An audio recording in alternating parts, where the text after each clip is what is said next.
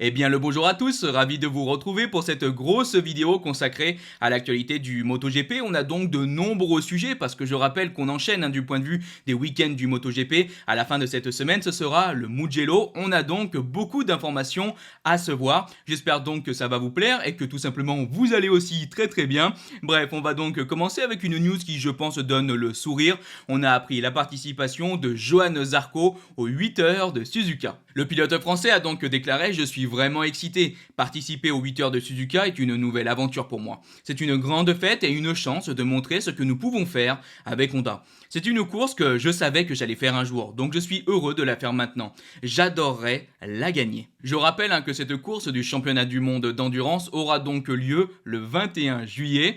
Hâte de voir ce que ça va donner pour le pilote français. On croise les doigts. Allez, on enchaîne avec une autre news assez rapide mais qui est très importante. Ça y est, d'après les informations de motorsport.com, on est maintenant pratiquement sûr qu'en 2025, Honda et Repsol se sépareront. Et cette rupture nous démontre encore un peu plus à quel point la situation est vraiment compliquée pour le constructeur japonais. Alors depuis le départ de Marquez, on avait déjà compris qu'il y avait de l'eau dans le gaz. Repsol avait perdu beaucoup d'importance sur le carénage de la moto. Bon, pour cette saison 2025, ça semble totalement terminé. Et il ne faut quand même pas oublier que ça faisait maintenant 30 ans que le sponsor et du coup l'équipe du HRC étaient ensemble. C'est une rupture absolument massive. Ça va faire vraiment bizarre, mais j'ai envie de dire que ça reste quand même un choc, mais c'était assez attendu quand on voit comment les choses évoluent en ce moment. Et justement, en parlant de ce week-end du Mugello, je pense que vous le savez, mais il y a une décision qu'on attend tous énormément, c'est de savoir qui Ducati va choisir donc en tant que deuxième pilote au sein du team usine. Et on avait entre guillemets donc compris que normalement cette décision était donc prévue pour le week-end du Mugello. On a eu de récents propos qui nous font comprendre que possiblement ça ne sera peut-être pas le cas. Un représentant de Ducati a donc déclaré: nous n'avons jamais dit que nous allions l'annoncer au Mugello. Ce que nous avons toujours dit, c'est qu'à partir du Mugello, nous allions commencer à définir ce que sera notre décision. On a eu aussi donc le directeur sportif de Ducati, Mauro Grasili, qui a déclaré: la décision reste aussi difficile qu'elle l'était au début du championnat. Nous commençons déjà à poser des bases importantes et nous sommes sur la bonne voie. Mais il n'y aura aucune annonce au Mugello. Bon, c'est quand même assez étonnant parce que c'est vrai que lors du week-end de Barcelone ou juste avant, on avait eu donc les propos du grand patron de Ducati, Claudio Domenicali, qui avait déclaré: c'est une décision compliquée car elle peut attirer des critiques, mais elle doit être prise. Nous envisageons de finaliser cette décision d'ici la course du Mugello pour respecter nos pilotes et maintenir notre compétitivité. Et il a aussi déclaré: dans le passé, nous avions une autre dynamique en prenant un premier et un deuxième pilote, mais ça n'a pas payé. Et cette fin de propos laisse quand même entendre que globalement chez Ducati, on vise d'avoir entre guillemets deux numéros 1. Bon, ça me laisse aussi penser que clairement la décision sera donc de prendre soit Jorge Martin, soit donc Marc Marquez, mais on va pas revenir sur cette histoire, on en a déjà beaucoup parlé, on a beaucoup théorisé sur qui sera le futur pilote Ducati, maintenant on attend juste, mais bon, d'après les récents propos qu'on a donc eus, peut-être que ça ne sera finalement pas le Mugello. Et moi, même si c'est frustrant parce qu'on a envie de savoir qui sera le deuxième pilote usine, je comprends quand même la situation de Ducati. Le choix est horriblement difficile. Alors évidemment que pour moi, on va choisir Martin parce que c'est ce qui me semble le plus logique du point de vue sportif, mais il y a beaucoup d'interrogations et je pense qu'il est assez logique de se laisser encore un peu plus de temps. Bon, maintenant on verra si on joue au poker menteur et si on nous annonce oui ou non donc cette grande annonce lors du week-end du Mugello. On verra bien, mais pour l'instant, ça semble entre guillemets retardé. Allez, en tout cas maintenant, on repart du côté de Barcelone. Après une très belle course du dimanche, on a donc eu les propos de Fabio Quartararo qui revient un petit peu sur la situation de Yamaha, mais aussi sur ce week-end. Et vous allez voir, il y a beaucoup de positifs, ça fait plaisir, on a le sourire et on se lit ça. Pour moi, c'était une très bonne course vu notre niveau. On a fini à moins d'une seconde du top 5, donc c'est positif. Les sensations étaient meilleures que prévu. On sait ce qu'il nous manque, mais on travaille dessus. Et je pense sincèrement que c'était une bonne course, que l'on confirme un peu les progrès du Mans, où le rythme était bon.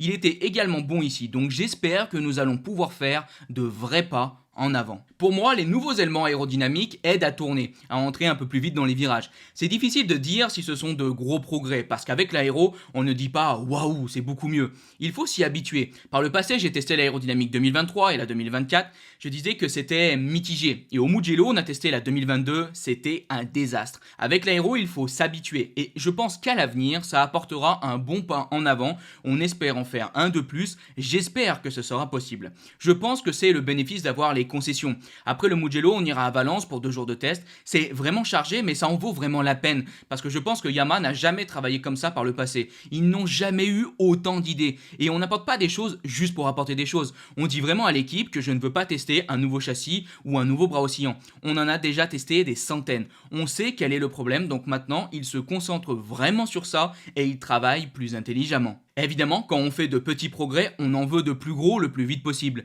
Mais sincèrement, cela faisait 1 an et demi que l'on ne faisait aucun progrès et sentir que l'on voit la lumière au bout du tunnel, c'est génial. Donc j'espère que nous pourrons faire de bons progrès assez vite. Bon alors c'est pareil, la situation de Yamaha, la situation du pilote français, on en a déjà beaucoup parlé, donc je ne vais pas vous faire l'affront de suranalyser beaucoup de choses, juste ça me faisait plaisir. Et on a beaucoup parlé évidemment en négatif de la situation de Yamaha, des performances, des résultats sportifs, et je pense qu'il est aussi donc important de relever, de parler aussi maintenant de ces propos positifs du français. Les choses sont en train de bouger de la bonne manière, on avance dans le bon sens. Alors comme pour Fabio Quartararo, on voit qu'il y a des petits progrès, évidemment que Fabio, Yamaha, mais nous aussi, les fans, on aimerait qu'il y ait concrètement de véritables gros progrès, parce qu'on a envie que ça aille encore plus vite, on a envie de retrouver le plus vite possible le français capable de jouer le top 5, le podium ou encore la victoire, mais il y a déjà de bonnes ondes, on avance vraiment, je pense, dans le bon sens, et ça fait plaisir. On continue de croiser les doigts, et j'espère que d'ici la fin de cette saison 2024, on aura vu de réels et concrets changements, et possiblement une Yamaha capable de jouer au moins le top 5, ça ferait vraiment extrêmement plaisir. Allez, maintenant pour avant-dernier sujet, on va donc parler un petit peu rumeur, vous savez que j'adore toujours ça, et on a eu, c'est vrai, ces dernières semaines, une rumeur assez croustillante. On pourrait donc possiblement à l'avenir retrouver Johann Zarco au sein du coup du giron Yamaha, aux côtés donc de Fabio Quartararo. Je vous explique tout ça. Il faut déjà pas oublier que chez Ducati, on a donc cette grosse interrogation sur qui sera donc le pilote usine pour 2025, mais il y en a aussi une autre. C'est est-ce qu'un team satellite Ducati va partir du giron Ducati afin donc de rejoindre Yamaha et devenir donc le team satellite de Yamaha. Et depuis maintenant pas mal de temps, on a de grosses interrogations pour Pramac, pour la VR46 ou même encore pour Gresini, mais plus le temps passe et plus on a l'impression que finalement il y a des chances qu'aucun team Ducati satellite finisse par quitter le giron du constructeur italien. Et c'est vrai qu'il y a un autre team qui arrive donc à la fin de son contrat, à la fin de cette saison 2024, qui est aussi donc dans une situation assez compliquée, c'est tout simplement le team LCR aux côtés de Honda. Et d'après certaines rumeurs, il y a maintenant donc une véritable possibilité que le team LCR puisse donc quitter Honda afin de rejoindre Yamaha et donc de devenir le nouveau team satellite du constructeur japonais. Et justement, Johann Zarco, qui a un contrat au sein du team LCR, pourrait se retrouver dans le team satellite de Yamaha, aux côtés donc entre guillemets de Fabio Quartararo au sein de ce giron. Alors tout ce que l'on peut dire, c'est que ça c'est de la rumeur qui pose beaucoup d'interrogations. Alors je vais vous le dire tout de suite, je suis extrêmement mitigé. Alors dans un premier temps, je pense concrètement que c'est possible. On voit qu'aujourd'hui la situation sportive de Honda est extrêmement complexe, elle semble en tout cas plus difficile que la situation de Yamaha, donc on peut imaginer que sportivement LCR pourrait gagner à rejoindre Yamaha, surtout qu'on a vraiment aujourd'hui chez Yamaha la véritable envie d'avoir un team satellite et de s'en servir à 100%, et ça pourrait être évidemment extrêmement valorisant pour le team LCR. On pourrait aussi, je pense, avoir une offre économique très intéressante de la part de Yamaha donc pour LCR, donc il y a pas mal de points qui nous font dire que c'est quelque chose qui est totalement envisageable. Mais moi il y a autre chose qui me bloque un peu, c'est que LCR et Honda sont ensemble depuis des années et des années et des années. Lucio Cecchinello est avec Honda depuis des années et des années et des années, et j'ai énormément de mal à voir donc LCR et Lucio Cecchinello dire au revoir à Honda après donc toutes ces années ensemble.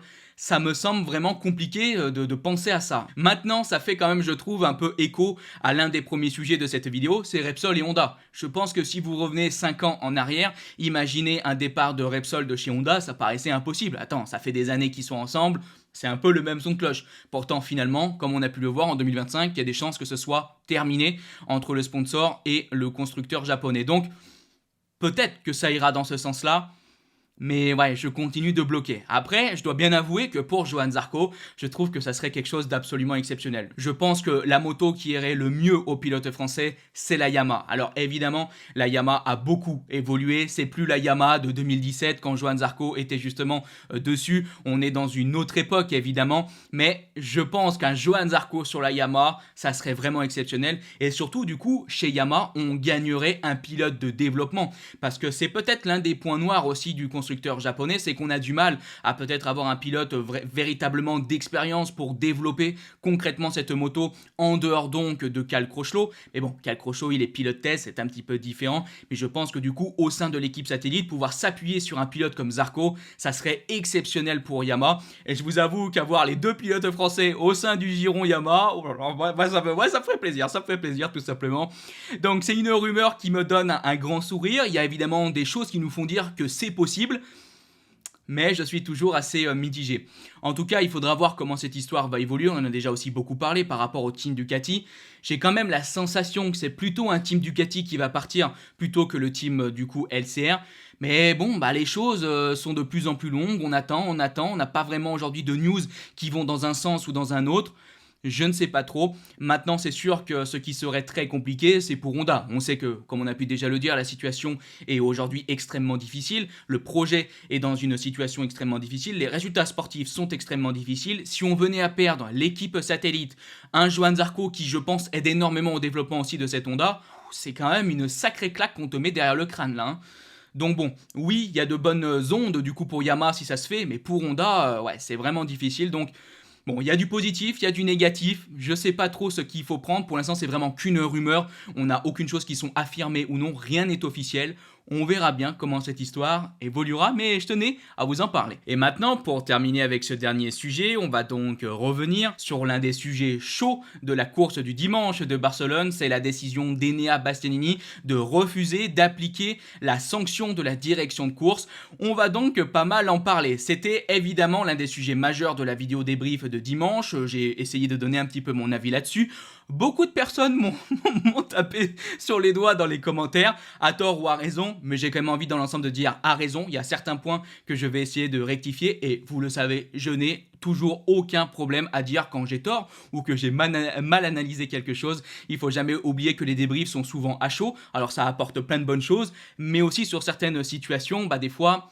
Voilà, pas une très très bonne analyse. Donc voilà, on va en reparler au sein de ce sujet et surtout on va se voir les propos d'Enea Bastianini qui nous a donc confirmé pas mal de choses et surtout qui est donc revenu par exemple sur la décision de la direction de course et nous a appris une information qui m'a donc pas mal étonné. Bref, on arrête de blablater. On se lit donc ses déclarations. Bastianini déclare « J'ai doublé Alex en ligne droite et quand on est arrivé sur les freins, il a freiné plus tard que moi et m'a poussé sur le vibreur. C'était impossible de rester sur les freins et la seule solution était de couper la chicane. Il fallait revenir. Mais où? Sur le vibreur du virage 2? Non, impossible. J'ai aussi perdu du temps parce que j'ai suivi le chemin du long lap. J'ai attendu qu'Alex rende la position pendant 2 ou 3 tours, mais j'ai reçu le long lap. Je n'étais pas d'accord et j'ai décidé de continuer sans faire le long lap. Je sais que ce n'est pas le bon choix, mais il fallait faire quelque chose parce que rien ne change. À chaque course, il faut une explication avec les commissaires et pour moi, ce n'est pas correct. C'était sans contact avec Alex Marquez parce que je n'ai pas insisté pour passer à l'intérieur.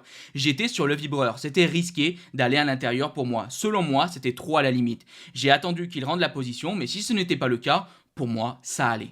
Je me suis dit, perds un peu de temps, ne pense pas à ça parce que je sais comment c'est pour les commissaires. Pour eux, tu as coupé la chicane. Mais Bastianini a donc bien été pénalisé. On a pu donc bien comprendre qu'il était en colère et à la fin de cette course, il est allé voir la direction de course et on apprend quelque chose de croustillant. Il déclare donc « Après la course, je suis allé voir les commissaires avec Davide Tardozzi, qui est donc le team manager de l'équipe Ducati, pour expliquer les problèmes et mieux voir les images. Pour les commissaires, au début, le long lap était correct. Puis il a dit « Ok, non ». Ils ont vu que la décision était mauvaise. J'ai essayé de récupérer ma 9e place, mais la direction de course ne peut rien faire. Et pour la direction de course, je n'ai pas perdu suffisamment de temps en reprenant la piste. J'ai dit non, non, non, regardez mieux la vidéo, j'ai perdu 1 seconde. Je ne sais pas si c'est certain que le temps perdu a été d'au moins 1 seconde, mais j'ai bien perdu du temps. Alex était derrière moi et en reprenant la piste, Alex était 200 mètres devant. Je ne sais pas combien il leur faut. Et pour terminer, on apprend donc apparemment que la direction de course ne reviendra pas sur cette décision, qu'elle ne peut pas revenir sur cette décision, et Bastianini a déclaré « c'est impossible, c'est fou, c'est comme ça ». Bon, ça y est, on est donc reparti dans cette histoire. Alors c'est vrai qu'avec du coup tous les avis de la précédente vidéo, j'ai pu aussi moi un peu plus réfléchir, j'ai pris plus de temps pour analyser la situation, la question et aussi peut-être me forger un avis un peu plus concret que lors de la vidéo donc de dimanche. Alors moi tout d'abord pour commencer il y a quelque chose sur lequel j'ai pas trop évolué, c'est que moi je trouve toujours que la décision de Bastianini de ne pas respecter la sanction donc de la direction de course est un petit peu limite. Je trouve que son agissement est dommage pour les valeurs du sport, l'image aussi que renvoient donc ces pilotes professionnels, je trouve ça un petit peu dommage. Mais ce que je veux rajouter, et j'en ai sûrement pas du tout assez parlé dans ma vidéo de dimanche, c'est que je comprends aussi totalement sa colère et l'énervement dû à la toute première sanction. Oui, j'ai un peu évolué parce que moi, dans un premier temps, je me disais bon, le dépassement d'Alex Marquez, je le trouve pas non plus aussi ouf que beaucoup de personnes laissent entendre. Oui, c'est vrai, il fait un dépassement qui est assez chaud, il bloque un petit peu Bastianini évidemment, mais si vous regardez les images, Alex Marquez prend la corde, il s'est pas non plus totalement écarté. Mais ce que l'on comprend donc avec par exemple les déclarations de Bastianini, c'est que voilà, il a dû évidemment relâcher les freins, ça lui permet pas de bien prendre le virage et donc il coupe concrètement le virage à cause de ça. Et moi dans la précédente vidéo, je vous disais que quand on coupe un virage, on doit donc perdre au moins 1 seconde et puis c'est comme ça.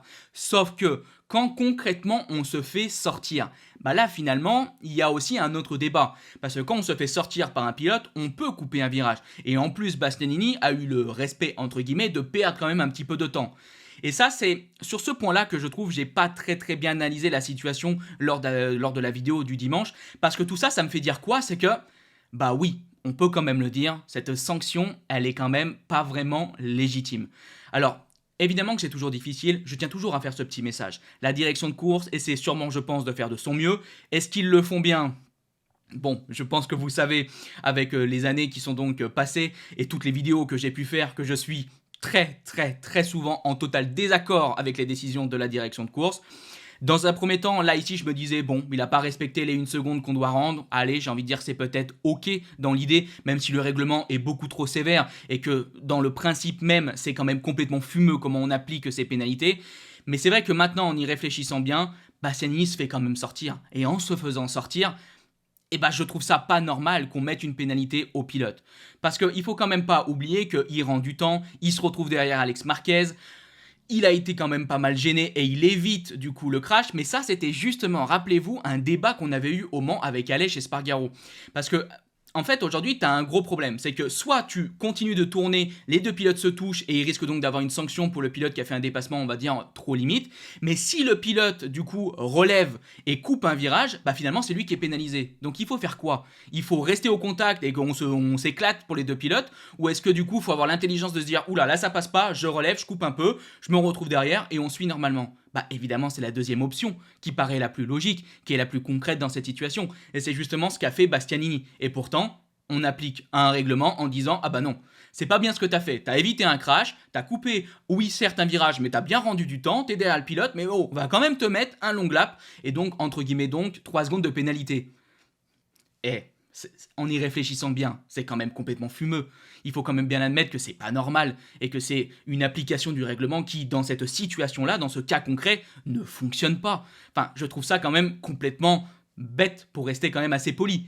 Et on peut le voir dans les propos d'Enea Bassini, mais on comprend que maintenant les pilotes, ils en ont marre de cette direction de course qui semble pas prendre les bonnes décisions ou qui applique le règlement d'une manière qui est un petit peu, un peu fumeuse si on peut dire ça comme ça, où on a l'impression qu'on donne des pénalités un petit peu à la tête du client, ou on ne donne pas de pénalités à la tête du client. Bref, il y a beaucoup de choses qui font dire qu'aujourd'hui, cette direction de course semble ne pas être totalement...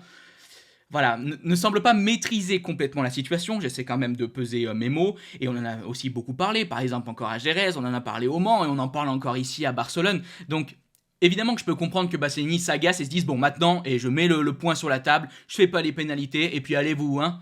Donc pour conclure, même si cette pénalité semble absolument illégitime, et d'après ce qu'on voit des propos de Bastianini, même la direction de course le reconnaît, je pense quand même que Bestia, lors de cette course, aurait dû serrer les dents, faire ses pénalités, et puis ensuite, voilà, taper du coup le poing sur la table et dire ce qu'il pense droit dans les yeux à la direction de course, à l'image de ce qu'a fait Johan Zarco à Jerez. J'ai été 100% derrière Zarco à Jerez, et j'aurais été 100% derrière Bastianini à Barcelone. Mais bon, faut bien admettre que les discussions, les énervements après course, ça fait maintenant des années que ça se passe, des années qu'on voit les pilotes faire des déclarations critiques par rapport à la direction de course. Et est-ce que les choses bougent réellement? Non. Et c'est ce que aussi Bastianini a donc déclaré.